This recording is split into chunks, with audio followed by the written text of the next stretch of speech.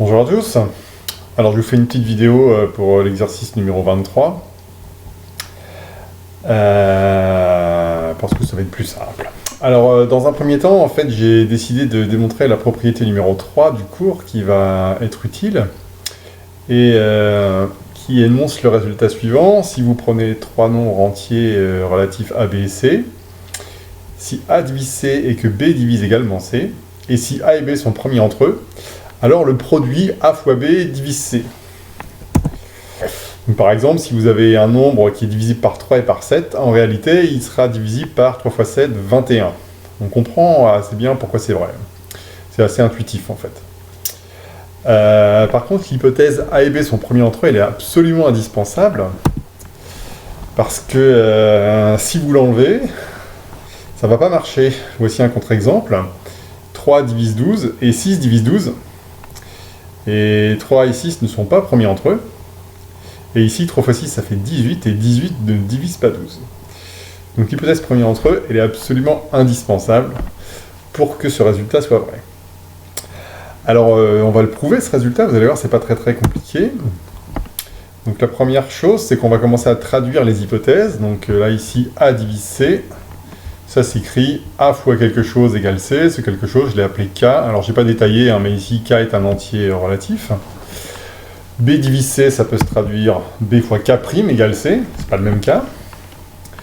Et ensuite, A et B sont premiers entre eux, ça doit être un réflexe désormais, premiers entre eux, il faut le traduire sous forme d'une égalité manipulable, c'est le théorème de Bézout. Donc, il existe deux entiers UV tels que AU plus BV soit égal à 1. Alors, pour essayer de démontrer que C est divisible par A fois B, on va essayer de faire en sorte que C soit égal à A fois B fois quelque chose. Donc il faut faire apparaître du C, et on va le faire apparaître là-dedans. Ce qu'on va faire, c'est qu'on va multiplier par C dans les deux membres. Donc ça s'écrit, là je multiplie par C, là je multiplie par C, là je multiplie par C. Donc ça s'écrit AUC plus BVC égale C. Et ensuite, vous voyez que les nombres C là qui apparaissent là et là, je peux les remplacer par AK ou je peux les remplacer par BK'. Et comme je veux faire apparaître A fois B, je vais le faire comme ça.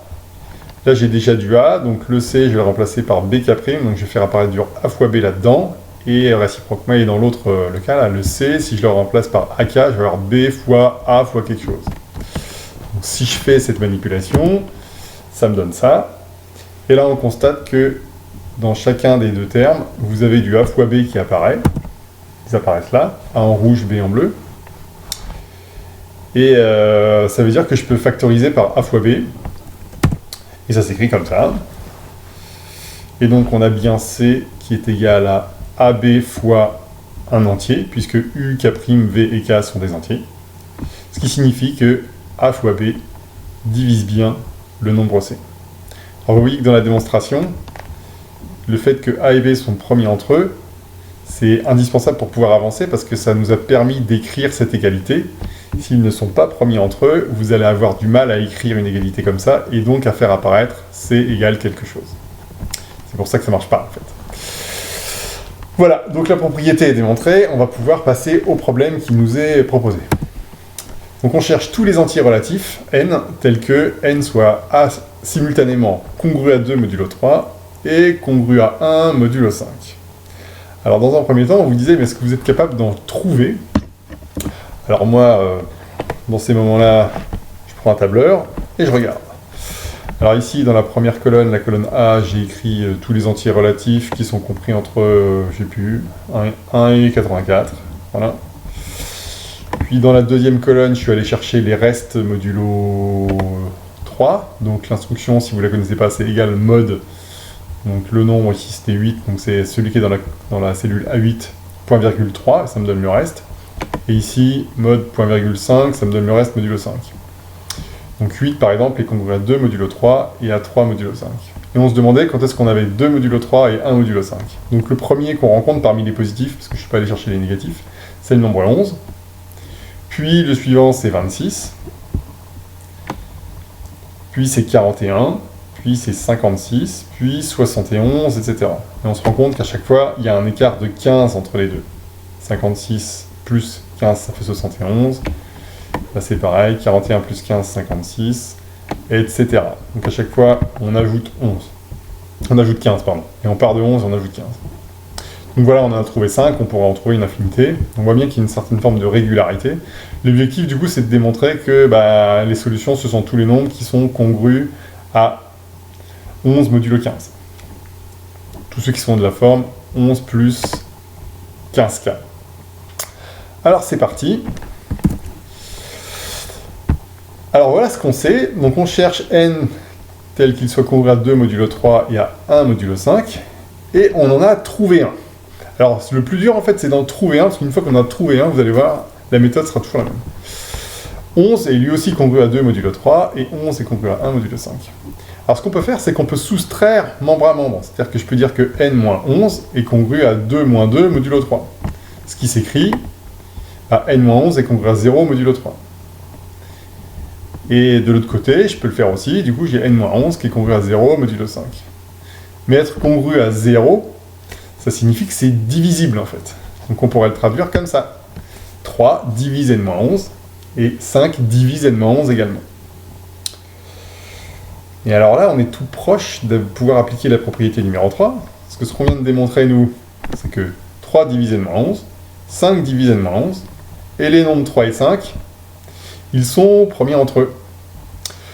Donc d'après la propriété qu'on a démontrée il y a 5 minutes, 3 fois 5, qui vaut 15, divise également n-11. Autrement dit, n-11 peut s'écrire sous la forme 15 fois k, où k est un entier, relatif.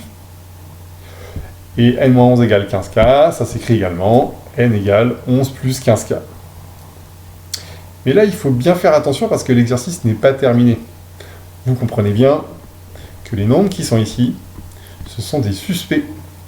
Si vous cherchez des solutions, vous ne pouvez chercher des solutions que parmi les nombres qui s'écrivent sous cette forme 11 plus 15k. Mais vous n'êtes pas garanti à ce stade que tous les nombres écrits sous cette forme sont solutions. Il va falloir donc étudier la réciproque. Est-ce que tous ces nombres sont découpables? Alors, on va vérifier qu'ils le sont. Donc je vais calculer 11 plus 15k, je vais le calculer modulo 3, et je vais essayer de montrer que c'est égal à 2. Je vais le calculer modulo 5, et je vais essayer de montrer que c'est égal à 1. Alors comment est-ce qu'on fait? 11, modulo 3, c'est 2. Pourquoi? Parce que le nombre 11, je peux l'écrire 2 plus 3 fois 3. 2 plus 9, ça fait 11. Et ensuite, 15k, je l'écris 3 fois 5k. Oui, mon objectif, c'est de travailler modulo 3, donc je fais apparaître des facteurs 3 partout. Ici, là, je vais travailler modulo 5. Donc le 11, je préfère l'écrire 1 plus 5 fois 2. Et le 15, je l'écris 5 fois 3. Ce qui fait que ici, je peux factoriser par 3, et ici, je peux factoriser par 5. Ça s'écrit donc 2 plus 3 fois 5 plus 3, 1, et ici, plus 5 fois, etc. Donc maintenant, si je raisonne modulo 3, tout ça, ça va donner 0, donc il va me rester 2, et là, modulo 5, il va me rester 0, donc là, ici, il va me rester 1. Ce qui fait que 11 plus 15k est bien congru à 2 modulo 3, et également congru à 1 modulo 5. Donc ici, j'avais des suspects qui s'avèrent être tous coupables. Conclusion, les solutions sont tous les entiers de la forme 11 plus 15k, où k appartient à grand Z. On pourrait également dire, ce sont tous les nombres qui sont congrus à 11 modulo 15. Voilà, ça s'appelle ce type d'exercice, ça s'appelle le problème des restes chinois, et dans le corrigé que je vous ai fourni, vous trouverez une explication au fait que ça s'appelle comme ça. J'espère que vous avez compris, n'hésitez pas à poser des questions. Bon courage pour la suite.